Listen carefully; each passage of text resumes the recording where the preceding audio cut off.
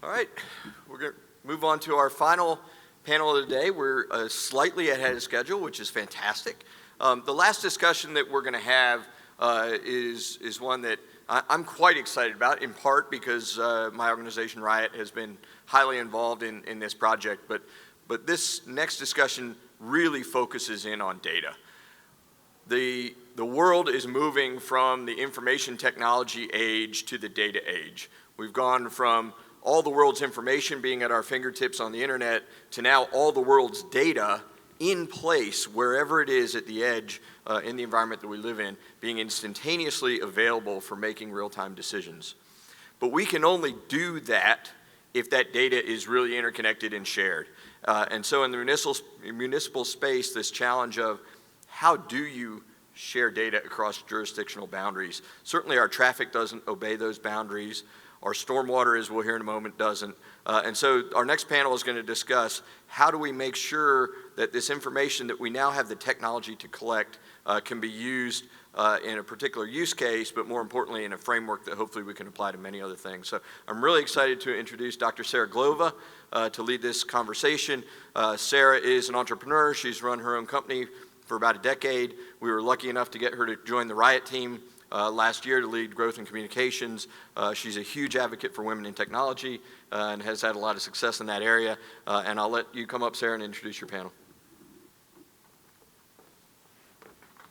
Thanks, Tom. I'm really hoping that all the panelists are here because we're a little bit ahead of schedule. When does that happen at a conference? I think it's because we've got Rockin' MC, not at all my boss, running things, right? All right, so let's call our panelists up. First, I want to bring up Jim Alberque, who's with Emerging Technologies with the City of Raleigh, with a focus on GIS. Hopefully you got a chance to talk to them. They've got a great table back there. So Jim's going to join us. We have Karen Lindquist, who's a COO and co-founder with Greenstream Technologies. They're a startup that relocated to Raleigh in order to run their startup and deploy some smart city pilots here, so we'll talk more about that. We have Jim Haskins, who's with Smart City Communities. He's an IoT specialist at Cisco. And then we also have Joseph Threadcraft, who's the Director of Environmental Services at Wake County. So a really powerful panel. I'm looking forward to you getting to hear from these people. And can we give them a warm welcome for being the last panel of the day? Last panel. All right, so let's do some level setting. So first of all, we've had a couple themes today. So we've heard some things like smart cities are really about the people.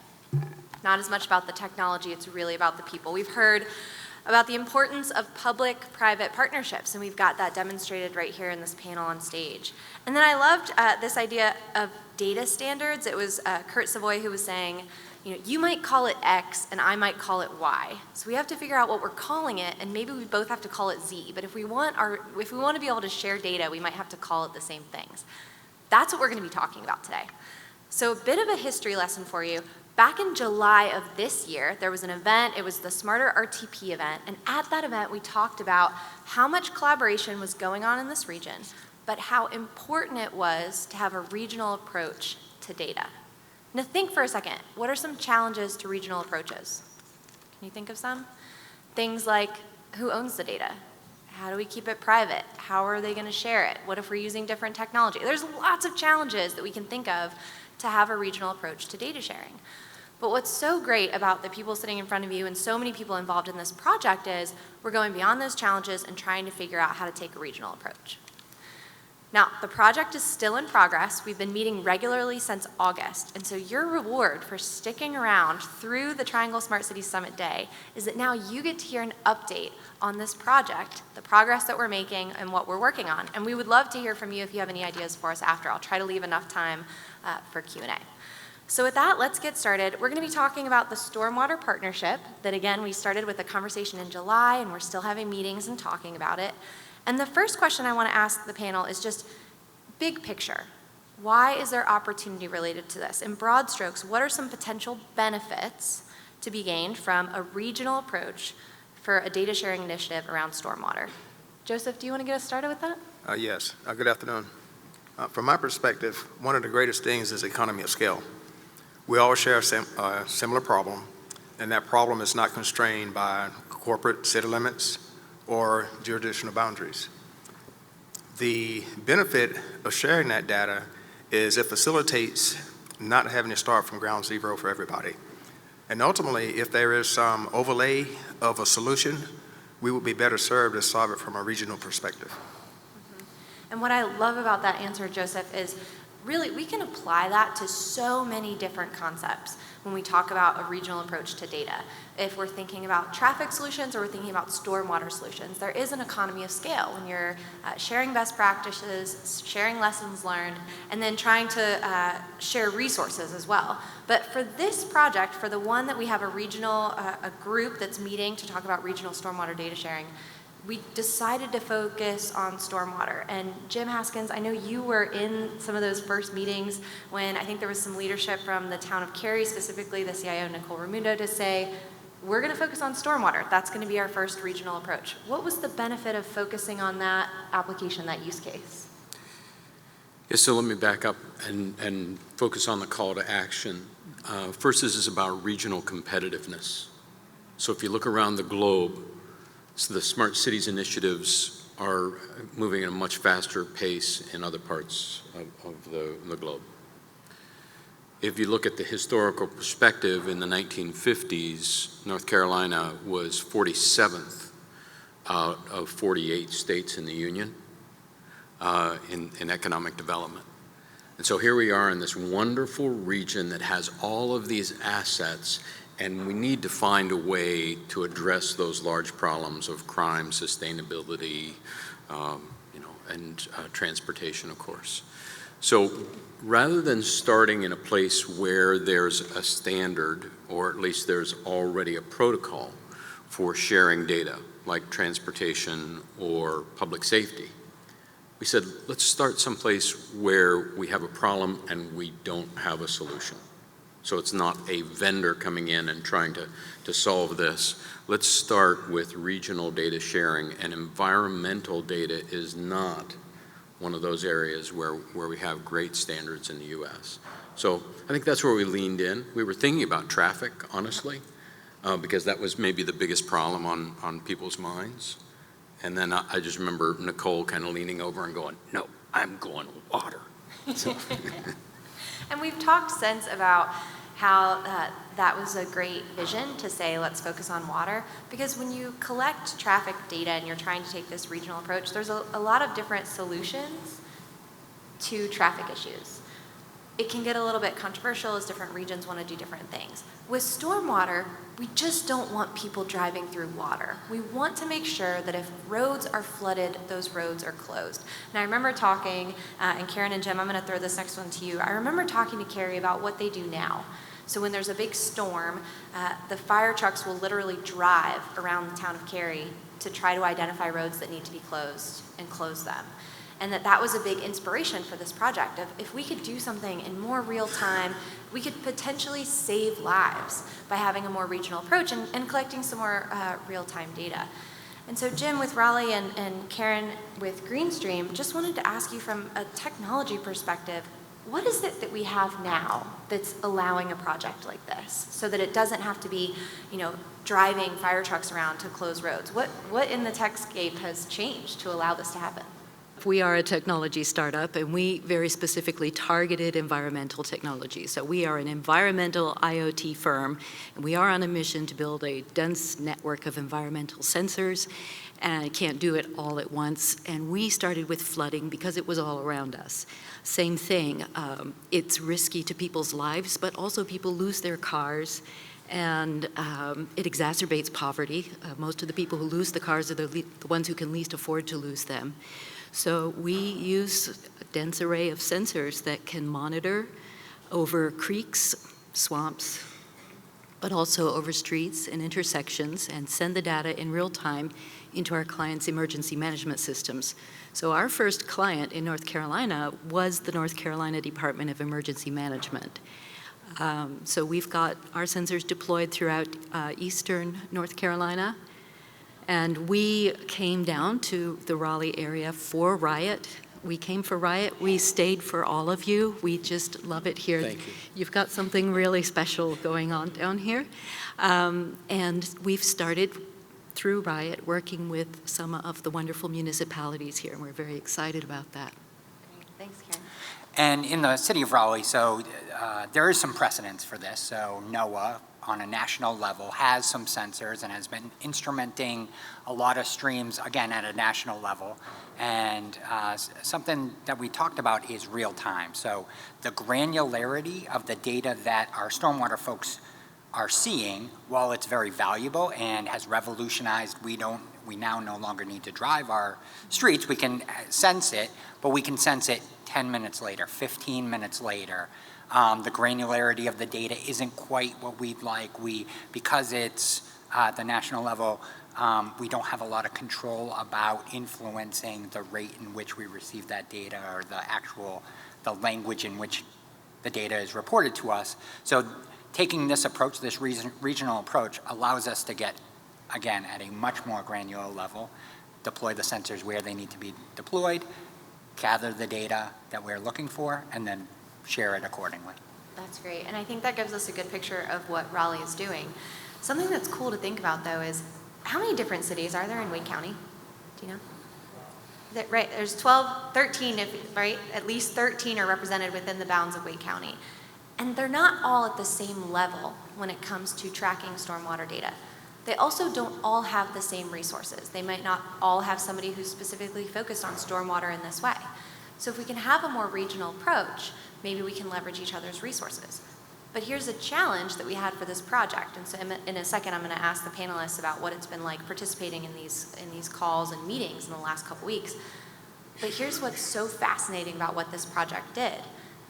They decided that a success measure wasn't going to be trying to get all of those 12, 13 different towns and cities using the same technology. Can you imagine what a hurdle that would have been? Let's all try to use the same sensors, we'll all try to use the same cloud, we'll all have the same stack. It would have been next to impossible. And so what we focused on instead is, let's focus on the data. We want to make sure that we can share data. Let's get some data standards. Let's make the data interoperable so that potentially down the road, tomorrow, 10 years from now, we can share it. So that did a couple things. One, it made it so that anyone could come sit at our table, could come join us as we talked about this. If you're a city that isn't ready to deploy these kinds of sensors yet, but you might want to in a few years, you can join this table and talk about data standards. And then when your agency is ready, then you can say, oh, we had a seat at that table. We were in that agreement. We were in that project. And we contributed to what the data standards are, so we're ready. Let's join this project. Something else this project has set up is in the project charter, this project will be successful if 2 or more agencies can share stormwater data. So that's setting up this stream, this pathway, if I can use a water pun, this stream, this potential pathway for data to be shared. But our goal isn't necessarily to force agencies to do that. We have to be really careful with how we ask agencies to participate since they're all at different levels with resources. So it's really fascinating the way that these leaders have come together in this project and set it up so that it can be successful, it can be inclusive, it can be cognizant of the different levels of resources that the different cities have. And it also goes out of our boundaries. So we have Wake County participation, we have Wilson, North Carolina participating, we have the county participating at the Wake County level, and we have the state participating from North Carolina Emergency Management. So with all that being said, I'd just love to ask the panel, before we move on and talk about, that was a very positive spin, we'll also talk about constraints, don't worry. But before we move on to constraints, just what's it been like participating in this project with this regional approach? And do you think it's potential to have an impact? Okay, I'll begin in response to that. I would not be honest if I didn't say it was not somewhat apprehensive. There's a quote that says, don't be afraid to give up the good to go for the great. So a lot of times if you have something that's working, you're a little reluctant to broaden your perspective. But as most engineers know, if we have more data that we can analyze, we have a better chance of solving a problem. And that's our creed, to improve the quality of life for mankind. And so one of the ways to do that is being positive in terms of embracing new ideas and new concepts. And I certainly believe that this is an opportunity to begin to evaluate a way to solve a problem. Another aspect of concern for me was, what is going to happen to our data once someone else looks at it? Are they going to look at it in the same perspective that it was gathered within this watershed, or are they going to have an opportunity to reach decisions that that data cannot substantiate? But ultimately, I am a firm believer that we stand more to gain than we stand to lose. And if we quantify to the potential users how that information was gathered and the constraints that may be associated with it, we can overcome those concerns. So I'll start with an admission and say evangelizing is hard work, you know, trying to get other people to join on in the cause. And I think when we got to about 40 people in the room, that's when I felt like we really had a tipping point. And as you pointed out before, we didn't start out thinking, let's start with water. Right. This might be something forward thinking, like, if we're going to have autonomous vehicles, what do we need to do to prepare for autonomous vehicles? Well, I would want that autonomous vehicle to have real-time data about obstacles in the way, like water on the roadway.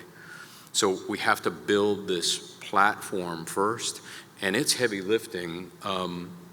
In 2016, I met with the CIO for Singapore, and she said, you know, in the United States, you guys have a problem. You let your democracy get in the way. And you have to laugh because in some ways she's right. We have to be able to share data across municipal and state borders and jurisdictions that in other parts of the world they don't. And so this is a way for us to build a platform that allows us to level the playing field and to compete. But we're going to have to get to work figuring out how we're going to share data in regions around the country.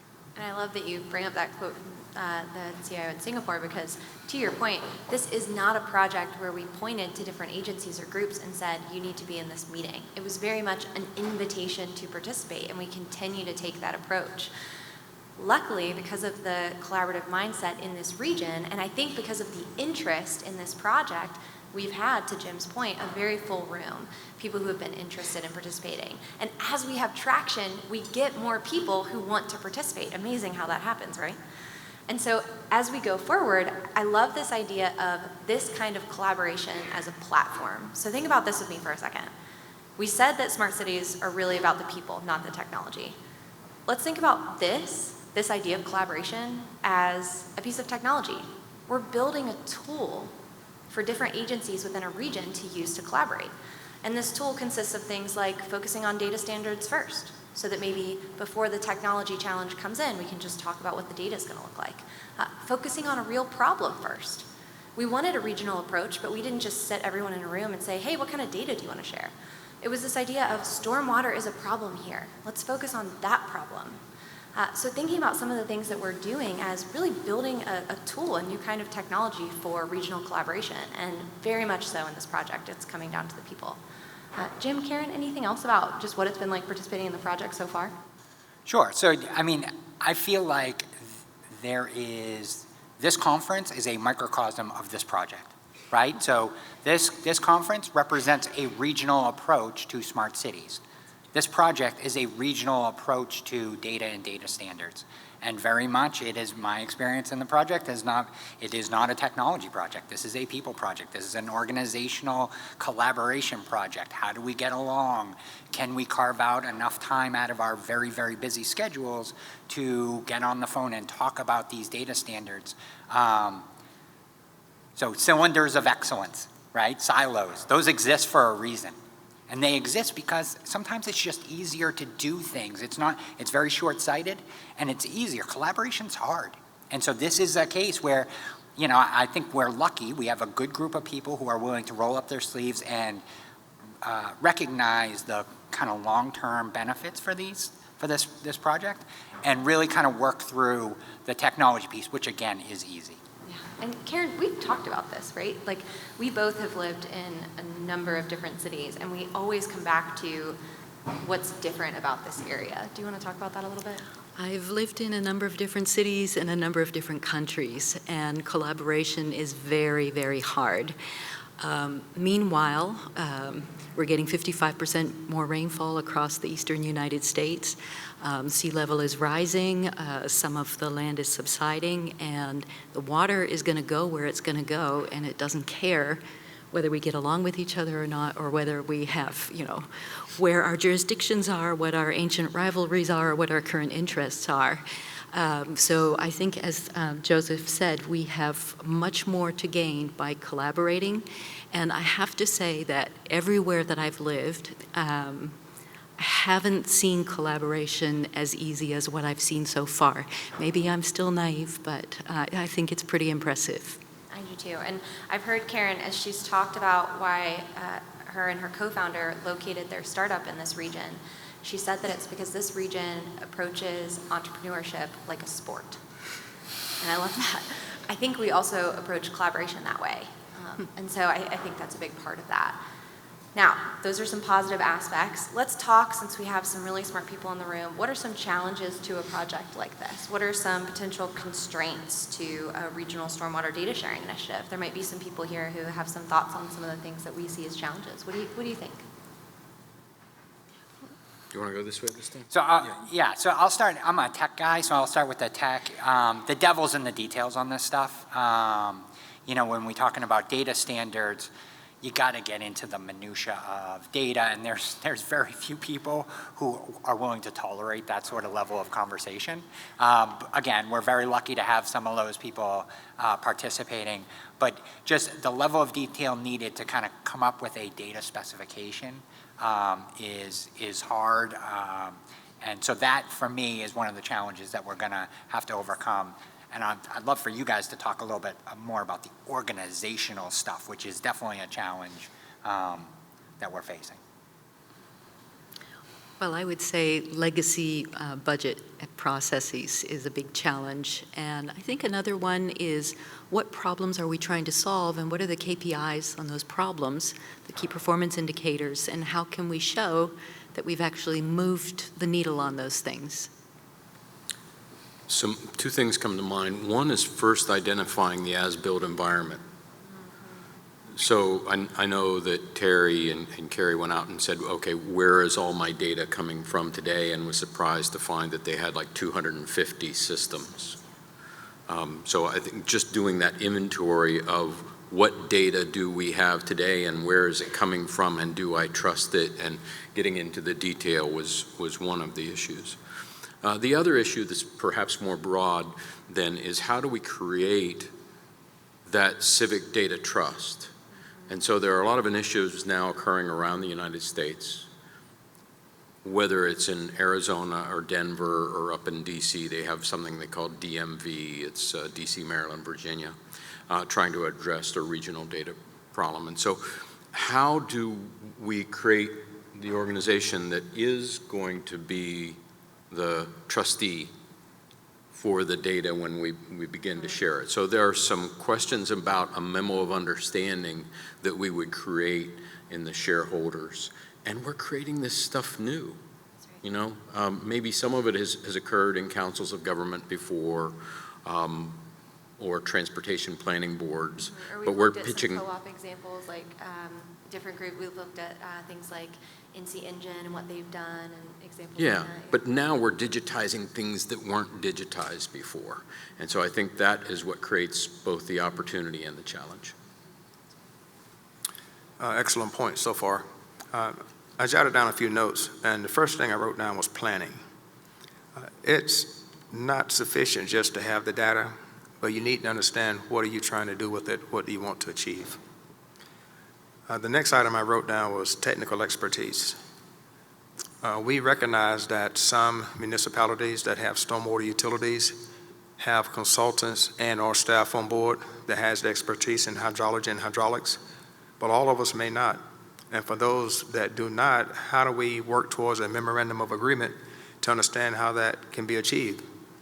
Wake County currently has a contract with USGS, U.S. Geological Survey Services, to conduct a comprehensive groundwater study.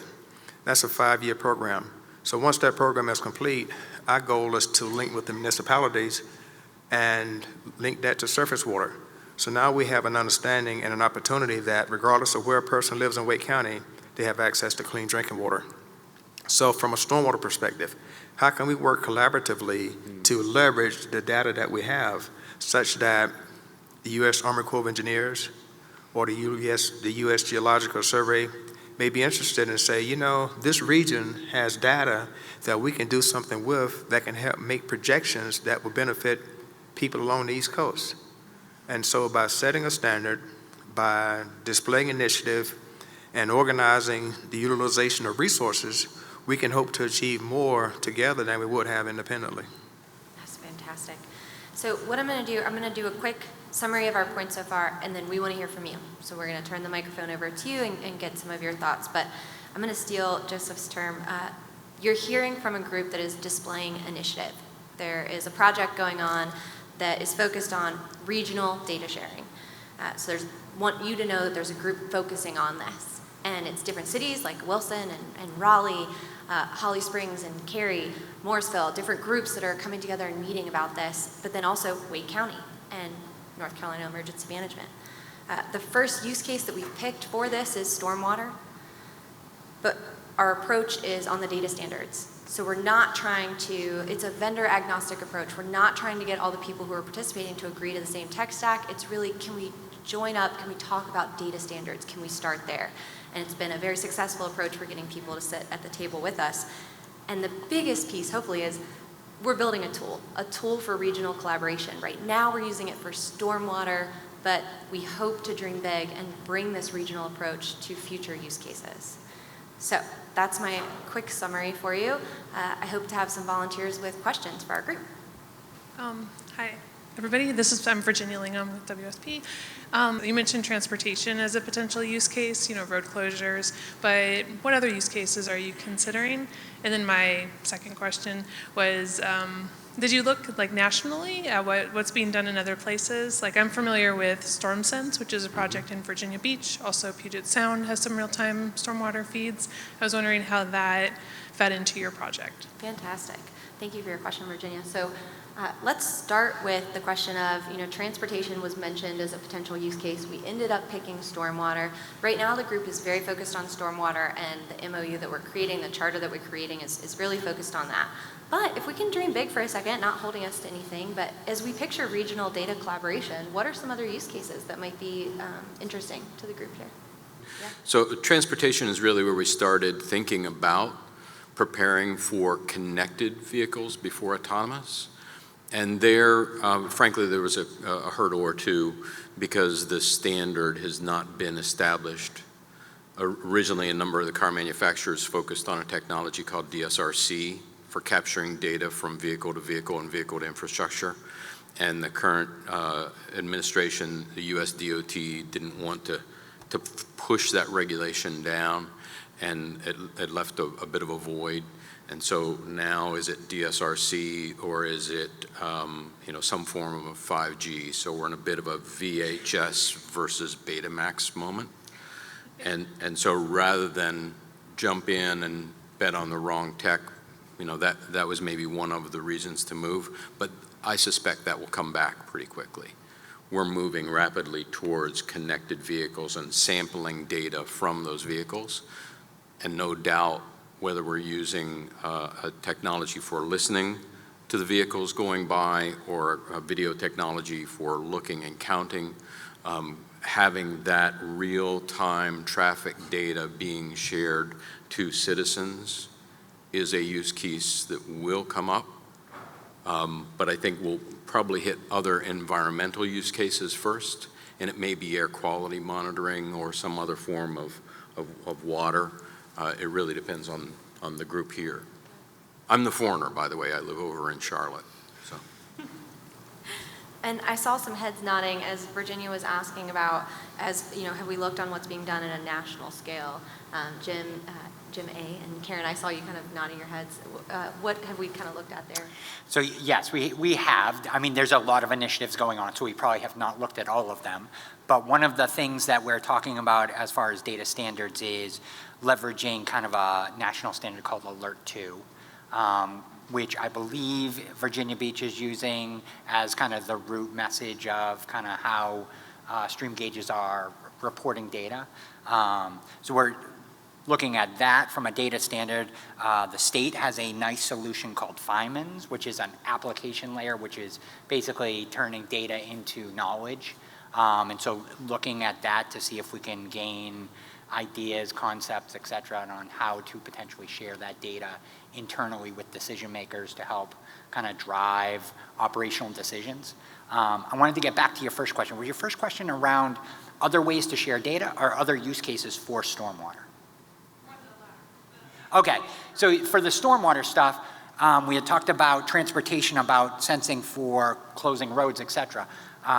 In the city, we're looking at, is there opportunities to do alert messaging to flood-prone areas proactively to say, hey, listen, our sensors are indicating when levels get, when they look and smell like this, we see flooding in this area, can we be proactive with alerting those folks, et cetera? Identifying blockages, helping to alert cities that are downstream, looking at dam management. There have been a lot of discussions about which agencies to bring in. And so right now we're kind of focusing on this idea of closing roads so that people don't drive through the flooded roads, but there's so many potential applications. Right. Well, one of the ways I respond to your inquiry is the ability to evaluate water quality and water quantity. Currently, we have had sufficient rainfall, with the exception of the last 3 to 4 months, to the extent that we were concerned about flooding. What if there's consideration given to when there's not sufficient rainfall? And we could have monitors that when the stream reaches a certain level, we anticipate that we're going into a drought. And there is a strong correlation between groundwater and surface water that a lot of us don't realize. The municipalities in this area that produce their drinking water, their source is surface water. There are some regions of the country where their source is groundwater. But you may be familiar with the term called groundwater recharge. Well, groundwater recharge comes from surface water, and that's how the groundwater level is increased. So if we could better understand that correlation, water quality, water quantity, in real terms, I believe that that would be a beneficial use of regional sharing of data as it relates to stormwater. Great. And I'd love to have more time for questions and answers. I'm seeing a blinking red light here. One more. I got permission for one more. Okay, and the good news is it's very similar to the previous question. I was going to ask you about the scope of what you were doing. If you were looking at reclaimed water, or if you were basically looking mostly at flooded streets, or if you were looking at impacts on the watersheds. So I think you may have asked most of those, but if that inspires some other answer or addition, that would be great. I'll do a quick kind of note and then I'll let the panel respond, but just for us, we've been really careful not to tell the agencies what they should focus on. What we've pointed out is there are different ways to collect data about water levels. And if possible, if you're collecting that data, we'd love to talk about data standards so that you can possibly push that data to us. We could push data to you. You could push data up to the state could push data to you. That's what we would like to have. And so we've been really careful not to say how or why, that could be the agency's decision. And then the focus is on creating this pathway for shared data. Anything to add to that? I'd say we're looking for additional volunteers. Great. Well, let's give a huge thank you to these panelists for donating their time to today's discussion.